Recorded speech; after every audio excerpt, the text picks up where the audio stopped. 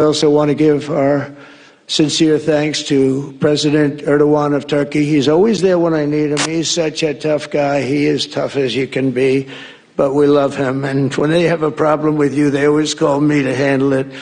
And usually I come through. We just have a good relationship, and we have from the beginning. And so I want to thank you very much and say hello to your wife, your beautiful wife. And it's great to be with you. Always there. When I need him, he's always there. Thank you very much, Mr. President.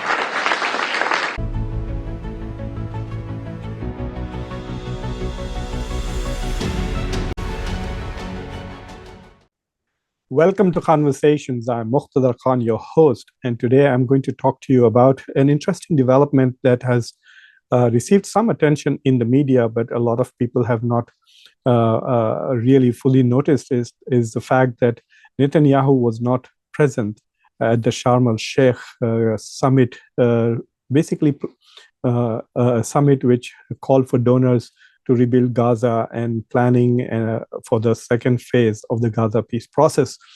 So Donald Trump, who went to Israel and gave a speech to the Knesset, then went to Sharm el-Sheikh and met with many leaders from the Arab and Muslim countries. But what was interesting was that at the last minute, he decided to invite Netanyahu to this meeting, and apparently Netanyahu accepted the invitation. And when Erdogan, the president of Turkey, Recep Erdogan, found out that Netanyahu had been invited, he was flying into Egypt, and he was on his plane, and he reportedly told the president of Egypt, General Sisi, who is also a co-host of this summit with Donald Trump, basically that if Netanyahu was there, he would not show up, that Erdogan would not even land, and he would go back if Netanyahu was invited to this conference and did attend the conference. And so apparently, as a result of Erdogan's insistence that he didn't want Netanyahu at this conference, Netanyahu was disinvited. And then his press tried to cover it up by saying that Donald Trump has invited Netanyahu. He was very grateful for the invitation, but because of some coming religious holidays that he was not able to attend. So they let him have the face saver. But the Turkish foreign ministry definitely leaked this news that I'm sharing with you to the media, that it was Erdogan who insisted that Netanyahu should not be there. Now, this is very interesting, and there are important takeaways from this tiny episode, but it reflects a few things, and that's what I want to share with you. Number one is the growing importance of Turkey in the Middle East, especially since the fall of the Bashar al-Assad regime in Syria, in which Turkey played a very important role. And I think Donald Trump and the United States seem to be eternally grateful to Turkey for the role it played in basically bringing about the end of Bashar al-Assad's rule in Syria. So from that moment onwards, you can see that Turkey has become a very important player in the Middle East. Turkey is easily one of the most important Muslim countries, probably the most powerful Muslim country. It is a member of NATO. And even though US-Turkey relations had sort of deteriorated under Biden, under Donald Trump, they seem to have once again been repaired and reset. I think ultimately Turkey will probably be reinducted into the F-35 program, from which it was removed because it bought S-400 anti-aircraft system from Russia. But what is interesting is the way Donald Trump has been talking about President Erdogan. And so there are several clips that you can see in the past 2-3 days where he talks about how important, how strong, and how powerful Turkey is. He talks about the power of the Turkish military. He talks about Erdogan as an important ally. He met with Erdogan in the White House. You saw the body language there. The respect and admiration that Donald Trump was showing to Erdogan was quite remarkable. And then on his flight to Israel, he also said that Erdogan's role was very critical in making this ceasefire happen. Turkey was fantastic too. President Erdogan was fantastic. He really helped a lot because he's very respected. He's got a very powerful nation. He's got a very, very powerful military, and he helped a lot. But this gentleman from a place called Turkey has one of the most powerful armies actually in the world. It's much more powerful than he even lets known. If you look at some of the recent conflicts, he was at the top of them and he was winning them, and he did win them. And he doesn't want any credits, he doesn't want anything, he just wants to be left alone. He's a tough cookie, but he's been my friend. And every time I've ever needed him, he's been there for me. So I just want to thank President Erdogan, Turkey. So it's quite interesting. So when he talks about the ceasefire in Indo-Pakistan, he talks about how he used the tariffs to compel India and Pakistan to end their conflict in May. But when he's talking about this particular ceasefire, he insists on either giving credit to his team, Steve Witkoff and Jared Kushner, does not mention Rubio, by the way, much on this issue, but also thanks Erdogan repeatedly, and thanks Erdogan and his partner, especially the Prime Minister of Qatar. So he talks of Erdogan as an important leader, as a strong leader of Turkey, as a very powerful country, and then also talks about how he admires Erdogan and how they have a good relationship and a good rapport. So you can see some of these clips I'm going to share in this video. And so I think this is a major development in Turkish foreign policy, and I really would like to congratulate not only President Erdogan, but his team of Hakan Fidan and Ibrahim Kalin, who have played such an important role.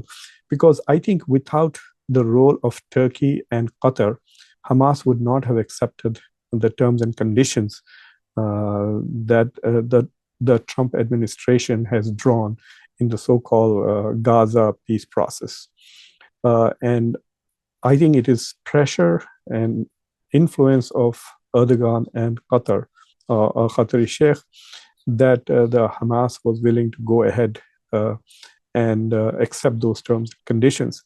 And I also think that when the International Stabilization Force is going to be articulated or designed, I think Turkey is going to play an important role.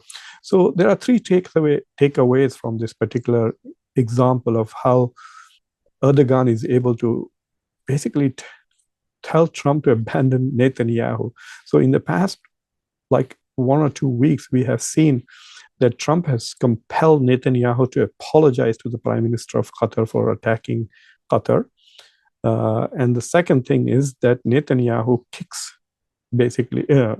Erdogan kicks Netanyahu out of the Sharm el-Sheikh, and Donald Trump did not, on behalf of Israel, pressure Turkey to accept the presence of Netanyahu. This shows that these two countries, Qatar and Turkey, have become very prominent since the decline of Iran after the beating it has taken from Israel and the United States in the past 1.5 year. I think Hamas's attacks on Israel have not only diminished the role of Iran, but also diminished the role of Saudi Arabia in the Middle East.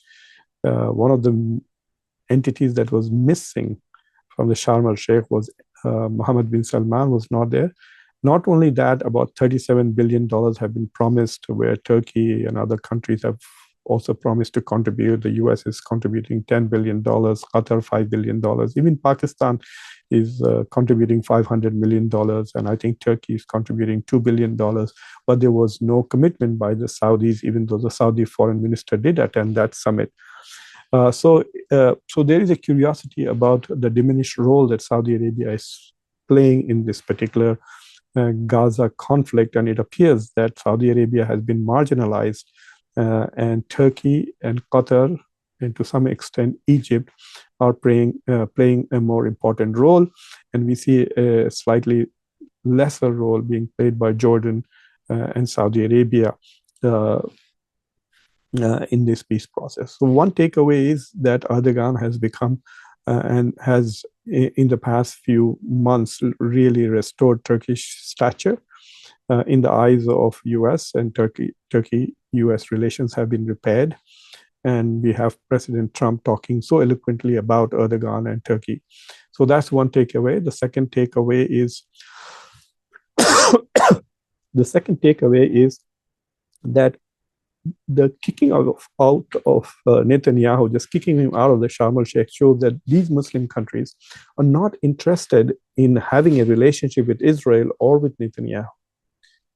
They are only interested in having a relationship with the United States. So this is a peace deal as is between Israel and Hamas, and between the Muslim countries and the United States, not between Muslim countries and Israel. They do not want to even deal with Netanyahu. They're dealing with the United States. So that is an important takeaway, that no matter what is going to happen, Israel is never going to be normalized in the Middle East as long as, this genocide should probably end any chances of Israel becoming a normal country in the Middle East and having normal relations with countries of the region without some very serious taking account of what was done in Gaza and probably punishing the people who are responsible for the genocide, etc. So this is an important thing to note, that they did not rush to embrace, and you didn't see happy moments of Muslim leaders shaking hands with Netanyahu at Sharm el-Sheikh's meeting. One thing that you can also notice is the marginalization of the so-called Abrahamic Accord countries. The UAE is not seen as being as prominent in these meetings. In fact, Netanyahu, in his speech, Donald Trump was searching for where the Sheikh from UAE was. So you could see that the so-called Abrahamic countries, Bahrain, Kuwait, UAE, Morocco, Sudan. I think Kuwait is not part of it, but Bahrain, UAE, Sudan, and Morocco. Sudan is Sudan. It's busy with its own civil war. But these three countries are hardly playing any role in this entire peace process, as if they are irrelevant to the Middle East.